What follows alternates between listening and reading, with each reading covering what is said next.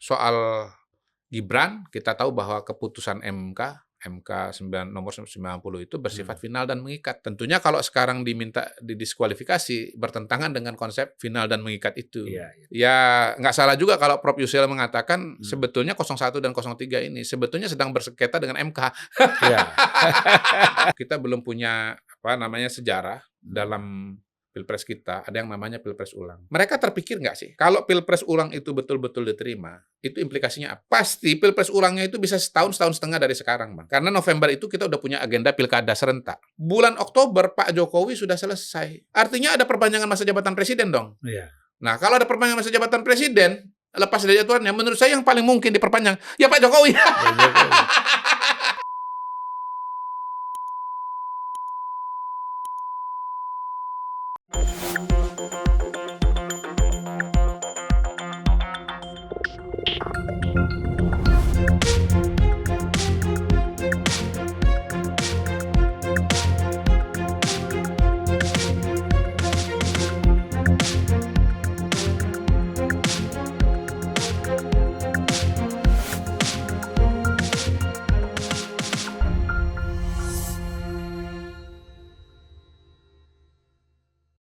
Bismillahirrahmanirrahim. Assalamualaikum warahmatullahi wabarakatuh. Waalaikumsalam. Salam sejahtera buat kita semua. Salam sejahtera buat seluruh para penonton Unpacking Indonesia, terutama para simpatisan dan pencinta MQ. Juga yang tidak suka MQ silakan. Nonton juga sih, Bang. Nonton juga, ya nggak apa-apa. Suka dan tidak suka silakan. Kita tidak pernah mendiskualifikasi. Nggak pernah. Ya. Baik MQ, Semuanya punya akses kepada kolom komentar. Terima kasih Ya. MQ sudah yang kedua kali ini hari ini ya datang ke Unpacking Indonesia. Nah, sekarang ini kan kita lihat sedang rame tuntutan ke Mahkamah Konstitusi. Betul. Ya. Terutama dari paslon 01 dan 03. Ya. Dengan gerbong ahli-ahli hukum masing-masing. Tapi yang paling banyak 03 tuh. 03. 100 lebih Ya. gerbong ahli hukumnya. Nah, ini asal jangan datang semua. Kalau datang semua nih nanti dianggap orang mau demo. Iya. Ya kan? Ruangan sidang juga terbatas sih, Bang. Terbatas. Kalau pernah ikut sidang di MK, ruangannya terbatas. Dan yang bicara juga terbatas. Nggak mungkin semua bisa bicara. Iya. Dan yang datang ke sana juga harus fit, Bang. Harus siap begini. Iya. Kalau kita duduknya turun-turun dikit atau ngantuk, itu petugas di MK langsung ini tuh. Iya. Langsung menertibkan. Jadi hati-hatilah. Jadi waktu sahur banyak-banyak minum kopi ya. Banyak-banyak minum kopi. Kalau sidang selama bulan Ramadan, itu dia. Baik. Ya, walaupun sebenarnya begini sih, Bang, bukan cuman di MK ini bukan cuman sidang Pilpres ya, tapi catatan saya ini ada 278 gugatan sengketa. Pilpresnya 2 ya, dari 01 dan 03, lalu kemudian sengketa hasil Pileg DPR dan DPRD yang diajukan perorangan. Mungkin caleg ya, Bang ya, 91 kasus, kemudian sengketa hasil Pileg DPRD, DPR yang diajukan partai politik, jadi institusi partainya yang mengajukan 173. Nah, ini yang mungkin nanti bisa mempengaruhi jumlah kursi barangkali. Iya. Makanya KPU kan belum menetapkan jumlah kursi ini. Belum ya. Ini masih hitung-hitungan jumlah pemilih swasta saja. semua ini. Ya, persentase pemilih saja. Iya, karena KPU belum menetapkan karena barangkali ada kursi yang geser. Saya MQ ya. Saya mendoakan supaya P3 itu lolos lah. Itu kayaknya susah, Bang. Dia kan 38,5%. Menurut saya susah, Bang. Menurut Romi itu kan ada 200.000 suara mereka yang hilang. Iya. Yang itu jangan-jangan banyak juga masuk ke partai sesama koalisi ya. Sesama koalisi. Iya, tadi supaya lengkap ngomongnya, Bang, sengketa hasil DPD RI 12. Jadi sebenarnya sengketanya ini agak banyak dan dalam waktu yang begitu pendek. Cuma 2 minggu itu setahu saya prosesnya. Biasanya kan kalau tidak selesai tidak merasa puas hasil keputusan MK, dibawa lagi ke Mahkamah Partai kan? Iya, betul. Tapi kalau Pilpres kan nggak bisa, harus. Saya kira kalau yang perseorangan tadi, itu kemungkinan bisa diselesaikan di Mahkamah Partai. Kemungkinan antar caleg satu partai, Bang.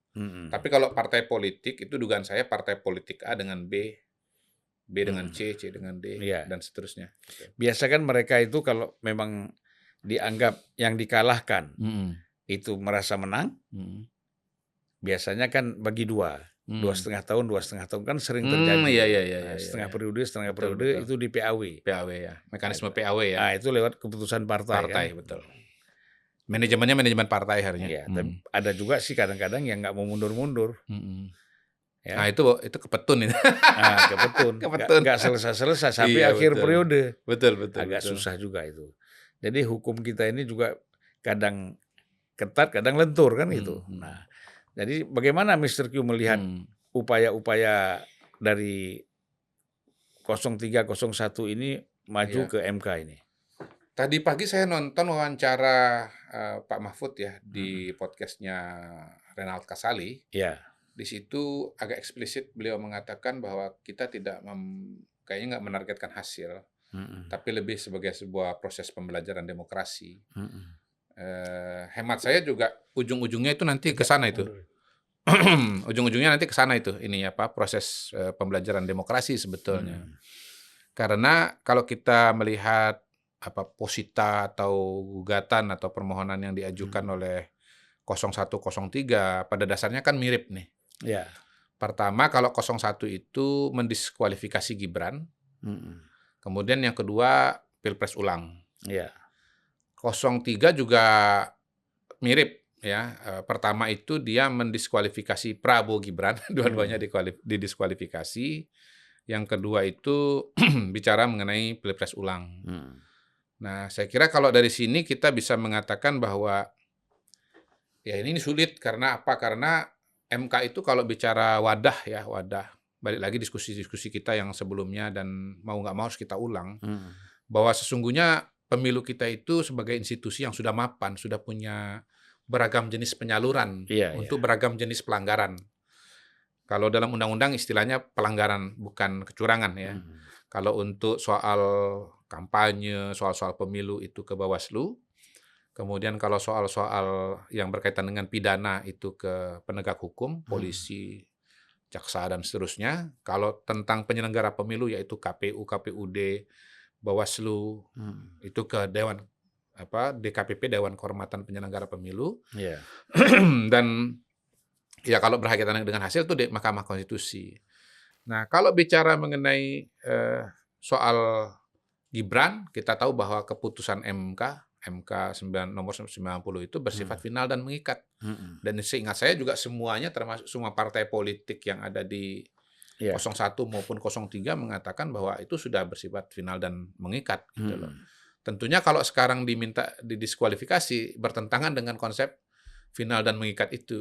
Dan yang lebih gawat lagi adalah yang diminta untuk membatalkan adalah lembaga yang mengeluarkan keputusan itu. Saya kira ya nggak salah juga kalau Prof. Yusril mengatakan sebetulnya 01 dan 03 ini sebetulnya sedang bersengketa dengan MK. Karena menuntut sesuatu yang diputuskan oleh MK itu sendiri. Gitu. Dan itu sudah selesai. Dan itu sudah selesai. Nah, yang kedua, ya kalaupun misalnya ada gugatan-gugatan masih tidak puas dengan masalah-masalah yang lain, maka memang harusnya dipersoalkan sebelum penyelenggaraan pemilu itu dilaksanakan. Setidaknya sebelum masa kampanye itu dilaksanakan. Disoal aja. Kan misalnya pernah begini, waktu tahun 2004, Abdurrahman Wahid mendaftar sebagai calon presiden, wakilnya waktu itu Marwah Daud Ibrahim.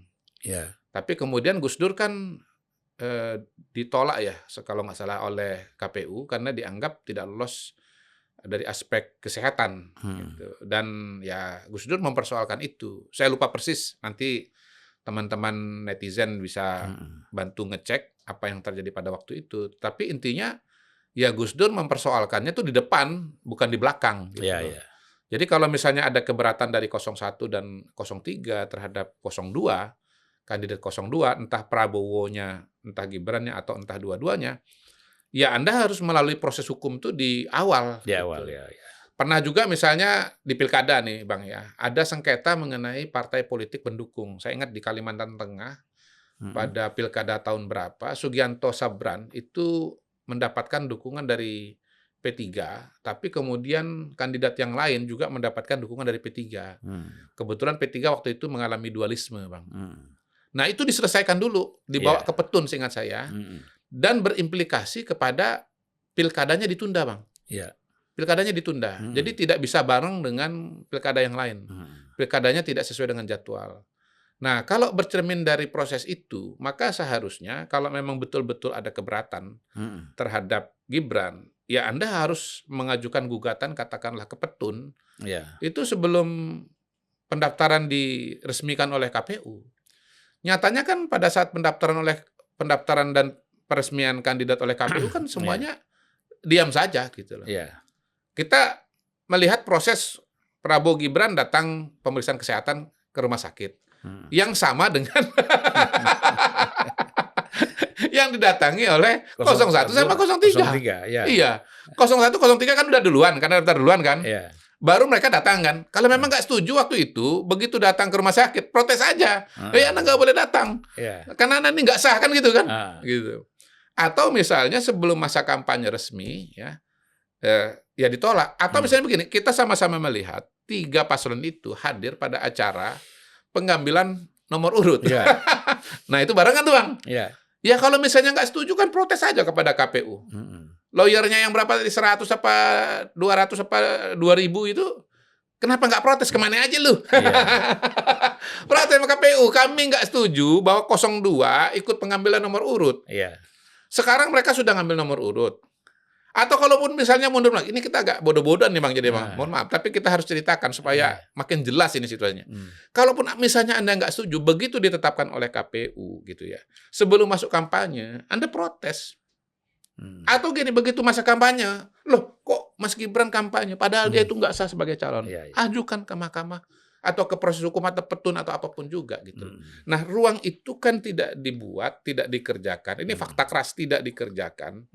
Kalaupun misalnya ada protes-protes kan bersifat lisan, bukan proses hukum, Bang. Ini nggak sah, ini nggak sah. Dan memang itu kan serangan-serangan politik yang dilakukan selama masa kampanye kan. Ini adalah kecurangan dari awal misalnya begitu. Tapi kan nggak pernah diproses secara proper, secara hukum, dibawa ke Petun misalnya. Nah, ini baru dipersoalkan ketika KPU sudah menetapkan hasil dan menunjukkan bahwa 02 menang. Jadi sebetulnya Anda ini mempersoalkan mengenai Gibran ini, mengenai Prabowo Gibran, dan mau mendiskualifikasi ini karena memang mereka ini secara hukum, secara substansi hukum ini memang bermasalah, atau karena Anda kalah. Atau bisa juga begini, mereka ngambek nih 01, 03. Ngambeknya kenapa? Ya ngambeknya karena begini, karena 01, 02 ini ikut dan ada di situ anaknya Pak Jokowi Gibran, kami nampaknya pasti kalah, ya udah kami nggak usah ikut pemilu aja. Lah iya Bang, boleh-boleh aja, tapi kan Anda harus gugat itu.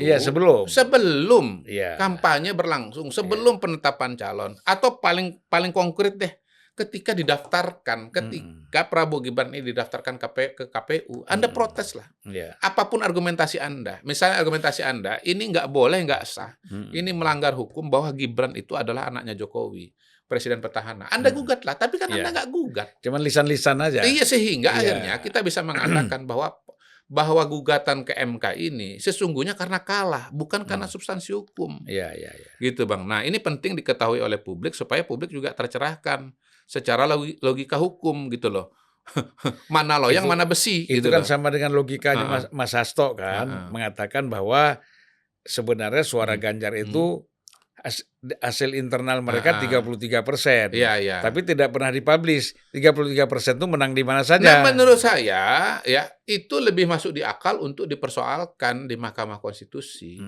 Kalau saya terus terang menunggu betul bahwa soal 33% di Sirekap ini dibawa oleh Mas Hasto ke Mahkamah Konstitusi. Ya, kenapa? Karena Mas Hasto kan sejauh ini kan meletakkannya dalam bentuk tudingan gitu loh, bahwa pada tanggal 16 Februari jam 1 malam ya, menurut ahli IT mereka angkanya ini adalah ya Ganjar Mahfud itu 33% gitu. Walaupun menurut saya nanti menjawabnya gampang saja, dilihat saja datanya itu dari pertama kali masuk jam berapa, misalnya jam 14 tanggal 14 Februari ya. Kan dihitung dulu kan Bang, baru masuk kan, di-upload kan. sampai dengan misalnya terakhir Sirekap itu berhenti, itu berapa angkanya? Kan bisa dilihat angkanya itu detik per detik, jam per jam itu kan bisa dicek. Pertama dibuktikan dulu. Betul nggak pada jam yang dimaksud oleh Mas Hasto itu angka Ganjar tuh 33. Nah, kalaupun misalnya betul 33, hemat saya ya masih bisa dipahami. Karena gini, 2 hari masuk, data yang 2 hari berjalan Sirekap, data yang masuk berapa persen sih, Bang? Dia masih mengalami dinamika gitu loh. Masih bisa sangat mengalami dinamika. Belum masuk data-data dari provinsi-provinsi yang besar, belum merata gitu. Data ini kan di awal dengan di akhir, di tengah itu kan bisa mengalami naik turun gitu loh. Walaupun bisa juga stabil dari awal karena memang saking dominannya kemenangan suara dari 02. Iya, saking dominannya ya. Zigzag itu biasanya kalau daerah-daerahnya itu masih sedikit gitu ya, atau daerah-daerahnya kecil gitu. Lebih jauh lagi saya sebetulnya menunggu juga Mas Hasto menampilkan ahli IT yang dia bilang sebagai orang yang melakukan audit, Bang. Izin nih, Bang ya. Melakukan audit lalu menemukan bahwa Sirekap itu algoritmanya dikunci untuk Ganjar Mahfud 16%, 17%. Kenapa penting ahli ini dihadirkan? Untuk mengetahui juga dia bisa mengaudit itu gimana ceritanya. Karena menurut saya mengaudit itu baru bisa dilakukan kalau orang bisa masuk dalam sistem.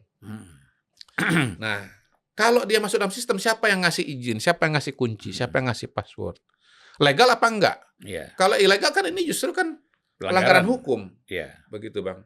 Kalau misalnya legal, kalau misalnya dia nggak bisa masuk ke dalam, lalu dia mengatakan dia mengaudit, yang Anda audit itu apa?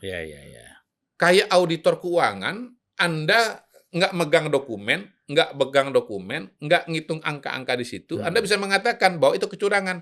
Loh, Anda tuh ngitungnya pakai apa? Nggak bisa masuk, nggak punya akses ke data, tapi Anda bilang itu kecurangan. Berarti Anda bohong dong. Apalagi Anda ngarang dong. Apalagi pakai istilah audit forensik. Iya. Aduh. Iyalah, Bang. Jadi menurut saya kalau bicara angka 33 itu lebih masuk di akal. Tetapi yang sudah muncul ini dari teman-teman ini kan ya yang ngomong kan pengacara ya, Bang ya. Ari Yusuf Amir, pengacaranya Anies Mohaimin, ya. Kemudian siapa? Todung Mulya Lubis, pengacaranya 03 kan. Pada hari ini kan yang muncul dari 02 kan Yusril Iza Mahendra gitu sebagai dalam tanda kutip lawannya. Nah, ini kan sebetulnya kalau kita bicara mendiskualifikasi, saya kira agak susah kita ngomong mendiskualifikasi pada hari ini. Gitu. Iya. Yang juga sebetulnya agak ajaib dan mungkin implikasinya belum terpikir juga oleh teman-teman ya. Ketika mengatakan ini harus pilpres ulang. Pertama tentu kita belum punya sejarah dalam pilpres kita, ada yang namanya pilpres ulang. Yang kedua, mereka terpikir nggak sih, kalau pilpres ulang itu betul-betul diterima, itu implikasinya apa? Pasti pilpres ulangnya itu bisa setahun setengah dari sekarang, Bang. Karena November itu kita udah punya agenda pilkada serentak. Nah, artinya apa? Apa implikasinya? Bulan Oktober Pak Jokowi sudah selesai untuk jabatan sekarang. Nah, kalau misalnya ada pilpres ulang setahun setengah dari sekarang, artinya ada perpanjangan masa jabatan presiden dong. Nah, kalau ada perpanjangan masa jabatan presiden, lepas dari aturannya, menurut saya yang paling mungkin diperpanjang, ya Pak Jokowi. Jadi, apa yang bisa disampaikan oleh Mr. Q3 periode bisa jalan tuh. Bukan saya, yang disampaikan oleh Pak Luhut. Perpanjangan masa jabatan presiden. Akan terjadi bahwa yang memperpanjang masa jabatan presiden adalah 01 dan 03. Mau nggak lo? Padahal mereka tidak sukanya kepada Pak Jokowi kan? Iya. Jadi kalau bicara argumentasi untuk membatalkan, mendiskualifikasi, itu susah. Karena keputusan MK 90 sudah final and binding. Terus apalagi? Bansos. Bansos ini kan juga berulang kali dimitoskan 496 triliun. Bu Sri Mulyani udah ngomong loh, akhirnya udah ngomong bahwa sebetulnya 496 triliun itu isinya mayoritas adalah subsidi-subsidi energi, subsidi BBM, subsidi listrik, yang notabene berjalan setiap tahun, setiap hari, yang setiap presiden menjalankannya, gitu. Ini Bu Sri ini ngomong setelah MQ ini. Saya udah ngomong berkali-kali bahwa sebetulnya framing ini betul-betul framing yang jahat dan salah. Kenapa? Iya. Seolah-olah 496 itu semuanya untuk pemenangan Pilpres. Padahal tidak, di dalamnya ada subsidi BBM, ada subsidi energi, listrik, ada subsidi kesehatan, ada subsidi pendidikan gitu. Jadi ini pun saya optimis akan tertolak juga. Ya. Belum lagi kalau kita ngomong, misalnya saya baca survei sebelum jalan ke sini, saya buka survei-surveinya dari Indikator Politik Indonesia. Ternyata dari mereka yang memilih atau menerima bansos dengan tidak menerima bansos, itu pilihannya, pola pilihannya terhadap capres itu sama aja, Bang. Terima bansos nggak terima bansos itu sama aja. Gitu. Iya. Jadi sebetulnya argumentasi bahwa bansos itu memenangkan 02 itu salah. Karena kalau betul-betul mau ditegakkan argumentasi ini, datanya harus menunjukkan bahwa yang terima bansos 02 menang dan tidak terima bansos 02 kalah. Iya. Kalah kan gitu kan, Bang. Nyatanya yang terima nggak terima tuh menang kok, Bang. Iya. Gitu. Jadi soal bansos itu juga menurut saya akan gagal. Nah, mungkin yang akan menarik adalah kalau kita bicara mengenai tekanan TNI dan Polri, ya, juga tekanan kepada kepala desa. Tapi menurut saya persoalannya adalah sejauh mana tekanan itu bisa dikonstruksi sebagai sebuah kegiatan yang sistematis dan masif dan membuat membuktikan bagaimana suara dalam jumlah yang sangat besar. Ya, entah 9% supaya 2 putaran atau misalnya berapa 34% supaya pemenangnya berbalik. Yeah. Itu disebabkan oleh tekanan dari polisi, tentara dan terhadap kepala desa. Menurut saya nggak mudah juga itu. Nah, pada titik ini kan Yusril misalnya udah ngomong bahwa siapa Kapolda itu silakan tampil aja. Tapi kalau bicara Kapolda, 1 orang. Provinsi kita ada 38. Yeah. Apakah bisa membuktikan ini sebagai sebuah implikasi yang berakibat luas? Tapi gitu, Bang. Mr. Q ya, apakah dibolehkan seorang Kapolda itu menjadi saksi? Itu kan satu. ASN dan TNI Polri kan tidak dibolehkan terlibat kan di dalam pemilu ini. Nah, kemudian kalau dia mengatakan bahwa dia punya bukti, dari mana buktinya itu? Ya itu, Bang, makanya gini, soal Kapolda ini yang kan bicara kan baru 1 orang, yaitu Pak Henry Yoso.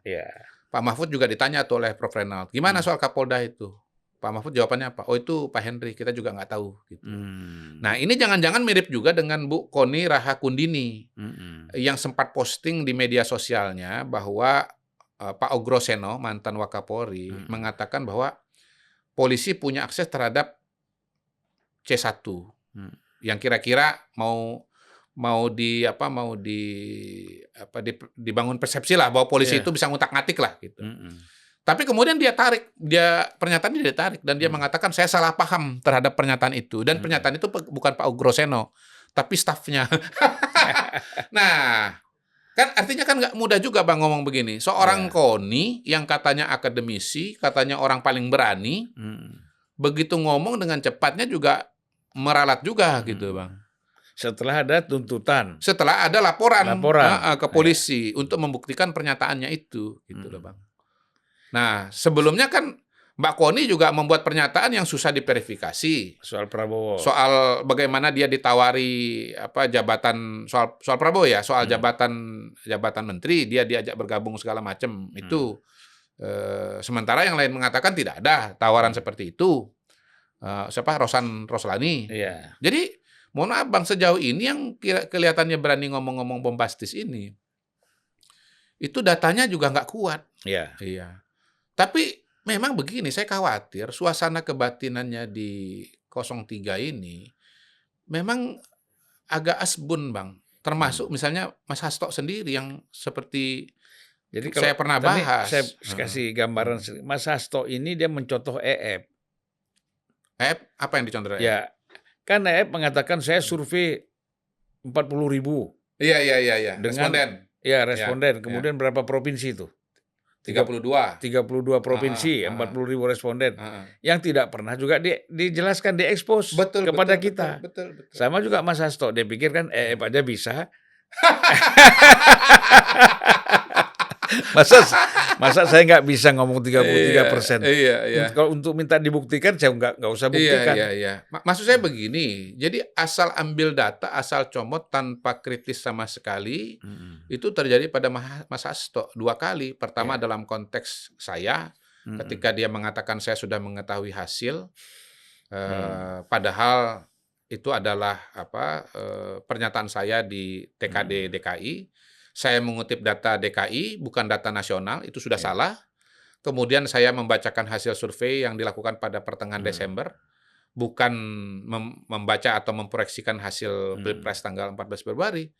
Nah, itu udah jelas-jelas hoax, tetapi dia kutip tuh berulang kali. Iya. Saya lihat kapan tuh kemarin, kalau nggak salah saya nonton di iNews, masih dikutip juga oleh beliau itu, padahal udah jelas-jelas hoax. Yang kedua juga beliau dan timnya masih mengatakan bahwa Ganjar Mahfud menang di luar negeri, padahal kenyataannya yang menang Prabowo Gibran gitu. Wah, kacau Bang. Banyak hoaks yang dijadikan dasar omongan atau analisa. Karena kan dia harus buat di LPG. 03 ini. Mas Hasto kan harus melaporkan LPG, laporan pertanggungjawaban jawab kepada Ibu Mega. Karena dia terlalu maju mengatakan satu putaran segala macam, sehingga Ibu ini ngomong terjebak kan. Ya, menurut saya pada hari ini, kan begini teman-teman 01, 03, pengacara segala macam ini kan sering menghimbau. Tolonglah agar hakim MK untuk bertindak objektif, takutlah kepada Tuhan gitu. Pada kesempatan ini saya mau bilang juga, Mas Hasto, tolong Anda takut pada Tuhan. Iya. Anda jangan sampai mengutip-ngutip hoaks, lalu Anda katakan itu sebagai kebenaran gitu loh. Saya mau mengatakan juga kepada Bang Ari Yusuf Amir, kepada Bang Todung Mulya Lubis, abang-abang saya ini, abang-abang kita ini, Anda juga tolong apa yang Anda sampaikan kepada MK untuk berani mengatakan kebenaran, Anda katakan juga kebenaran itu. Gitu loh. Anda jangan ngutip hoaks juga. Dan jangan mengutip omongan-omongan yang tidak jelas. Anda harus punya fakta yang kuat dan data yang kuat gitu. Jalankanlah peran Anda sebagai ahli hukum, bukan ahli politik. Gitu. Kalau ahli hukum, dasarnya harus fakta, dasarnya harus data. Loh, saya yang orang politik aja ngomongnya pakai fakta dan data, Bang. Masa Anda orang hukum tidak menggunakan fakta dan data? Padahal itu dalam dunia hukum nomor 1 kan? Loh, iya dong, data dan fakta. Iya. Ya, jadi kalau kita lihat memang hukuman-hukuman atau hujatan-hujatan terhadap MK harus takut kepada Tuhan. Jadi seolah-olah mereka ini menilai dirinya yang paling benar. Memang. Tidak ada salah. Saya melihat terus terang ya, kayak Mas Hasto itu ada kecenderungan untuk merasa paling benar. Satyam Eva Jayate gitu. Saya nggak menolak adagium itu, kebenaran pasti menang, itu benar, bagus. Tetapi jangan seolah-olah bahwa Anda itu yang paling benar dan Anda yang salah. Sementara sejauh ini semua yang Anda katakan itu nggak benar. Gitu. Jadi yang benar sekarang ini siapa? Anda atau yang Anda tuding, kan begitu kan? Saya berani kok dibawa ke depan hukum kok, karena saya punya bukti-bukti dan data-data yang keras. Gitu Bang. Jadi kalau ngomong Satyam Eva Jayate segala macam, ya hati-hati gitu loh. Yang benar tuh siapa? Datanya yang benar tuh siapa? Gitu. Ya artinya fakta kan harus diungkapkan, bukan hanya ngomong kan? Iya. Jadi saya kira itu yang kita yang kita antisipasi dari apa yang akan muncul nanti di Mahkamah Konstitusi ya. Soal keputusan MK, soal bansos, mungkin soal Sirekap gitu ya, soal tekanan-tekanan TNI Polri. Saya nggak tahu nanti apakah muncul juga soal tudingan yang muncul di film Dirty Food, soal PJ kepala daerah. Saya terus terang udah agak jarang mendengar argumentasi PJ kepala daerah ini. Dugaan saya karena akhirnya mungkin mereka semua atau banyak pihak ini ya, termasuk trio Dirty Food juga akhirnya menyadari bahwa sesungguhnya PJ itu bukan Jokowi yang mengerjakan, tapi partai politik yang menghendaki bahwa pemilu itu serentak, supaya mereka tidak pusing ngurusin pilkada tiap hari. Jadi mereka kumpulkan dalam satu kesempatan. Dan bahwa desain PJ kepala daerah ini adalah desain lama sekali, dari tahun 2016. Transisi dari pemilu tidak serentak menjadi pemilu serentak. Gitu. Dan kita tahu pejabat-pejabat gubernur, bupati, wali kota, ini juga banyak orang-orang partai. Kan? Karena orang partai itu kan meminta bagian. Iya, betul. Saya tahu betul lah. Ya, nggak usah disebutlah partainya. Yang paling banyak mengisi PJ itu sebetulnya dari mana? Ya sudah paham aja lah gitu loh. Sebetulnya partai mana, kan begitu kan? dalam rentang waktu 2016 sampai bukan 2016 sih. Dari rentang 2000 berapa? 2022 ya, 2022, 2023, 2024. PJ itu kan adanya 2022. Iya, Itu iya. sebetulnya siapa yang paling punya akses ke sana? Hmm. Partai mana yang paling punya akses kepada jabatan PJ itu? Iya. Gitu, Bang. Sehingga Iya. Mendagri bisa pusing sendiri nih kan? Loh iya. Ah. Ya balik lagi soal dirty vote itu yang begitu diagung-agungkan pada waktu itu. Hmm.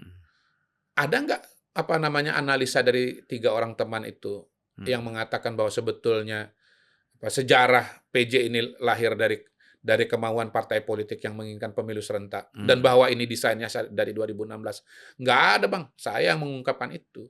Bahwa ini desain lama dan bahwa ini adalah kemauan partai politik gitu.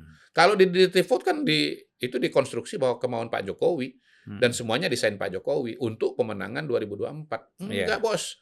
Ini desain untuk keperluan pemilu serentak. Iya. Saya ulangi lagi, 2016 ada keinginan pemilu serentak, dihitung-hitung nggak bisa langsung serentak, harus ada semi serentak dulu. Muncullah pemilu semi serentak 2017, 2018, 2020.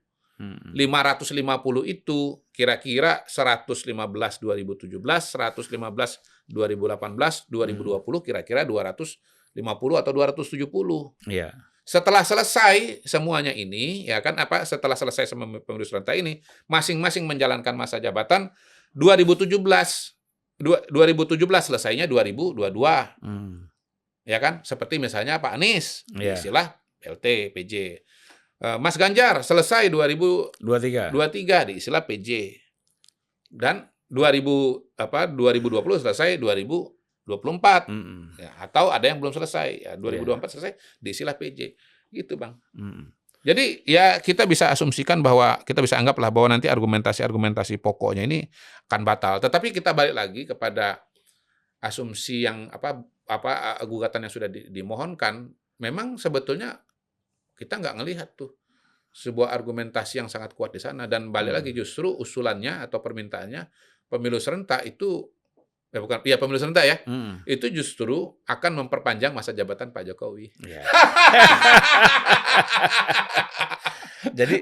Jadi begitu tahu implikasinya, mungkin setelah dengar podcast ini, wah, ternyata malah memperpanjang Pak Jokowi ya. Iya. Kalau gitu kita nggak usah nongol aja nih EDMK. Atau ini kita revisi aja nih anunya nih. Bisa 200 positanya nih permohonannya, gugatannya kita revisi aja. Ternyata akibat ini kalau dikabulkan malah Pak Jokowi malah diperpanjang. Ya itulah. Jadi nasib pilegnya kan juga bermasalah kan?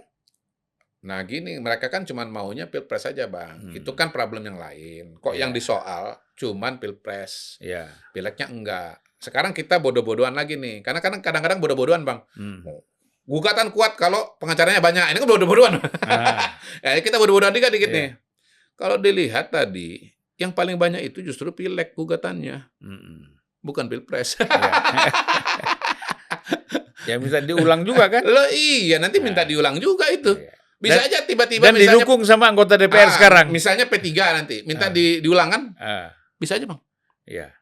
Anggap aja P3 ini kita yang bawa aja P3. PSI. Anda permohonan agar ada pemilihan ulang. PSI pemilihan ulang.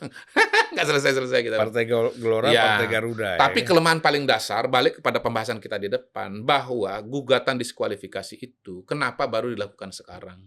Bukan sebelum proses kampanyenya dimulai, sebelum mereka tahu mereka kalah, sebelum penetapan KPU. Jadi bisa dikatakan bahwa ini menggugat diskualifikasi karena kalah, bukan karena argumentasi hukum, bukan substansi hukum. Dan jangan-jangan sebelum pemilu pun, sebelum pemilihan pun, ini strategi taktik untuk menuntut ke MK dengan apa yang mereka sampaikan sekarang itu sudah direncanakan. Kita ikut aja, ya kan? Nanti kalau kita kalah kita tuntut, kan gitu.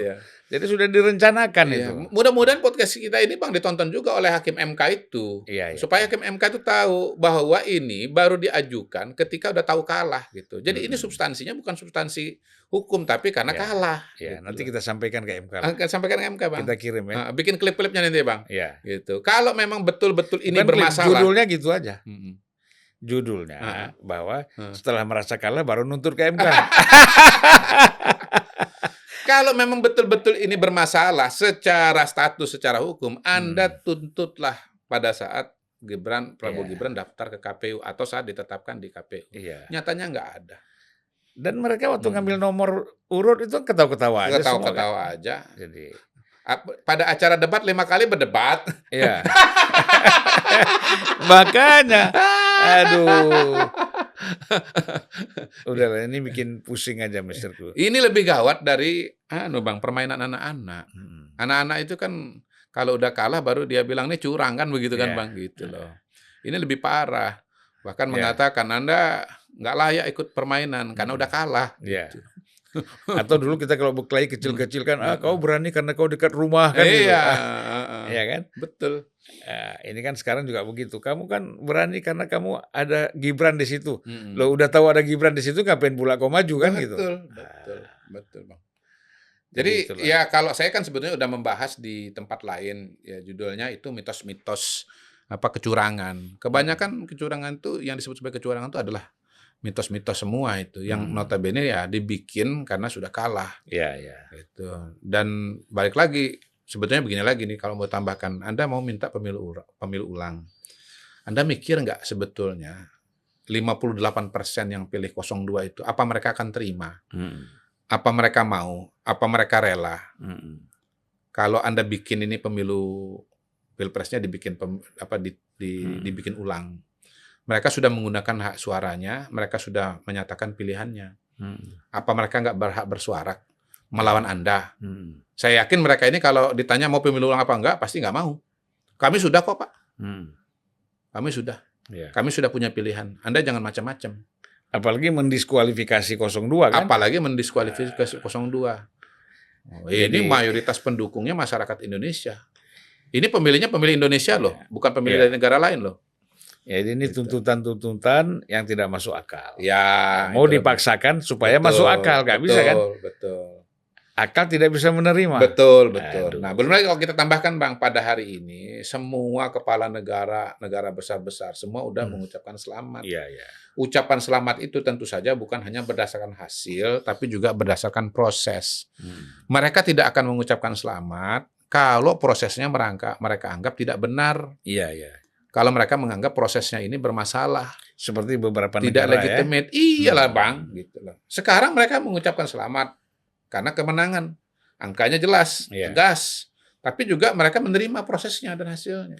Dan gitu, Bang. Terutama kan negara-negara tetangga kita pasti punya link ya untuk mengontrol Australia, Singapura, Malaysia, betul. Thailand. Jadi sebetulnya 0103 kalau menggugat ini Anda berhadapan dengan rakyat Indonesia dan juga berhadapan dengan negara-negara lain. Jangan lupa itu. Ya, tapi kembali lagi ini usaha, kita mau bilang apa ya, Mr. Q ya. Kasihan juga orang mau berusaha kita. Gini Bang, orang usaha boleh aja Bang, tetapi usahanya juga harus rasional. Usahanya juga harus dalam koridor mendidik masyarakat berdasarkan fakta-fakta dan data-data yang jelas. Kalau menurut saya begitu Bang. Jangan dasarnya hoaks, jangan kemudian mengutip hoaks. Jangan dasarnya halusinasi, jangan dasarnya ilusi. Katanya partai politik, apalagi elit politik harus mendidik masyarakat, mendidik rakyat kita untuk cerdas. Nah sekarang Anda menjalankan itu apa enggak? Gitu loh. Iya. Baik, Mr. Q, terima kasih Bang. atas kehadirannya. Assalamualaikum warahmatullahi wabarakatuh. Salam warahmatullahi wabarakatuh.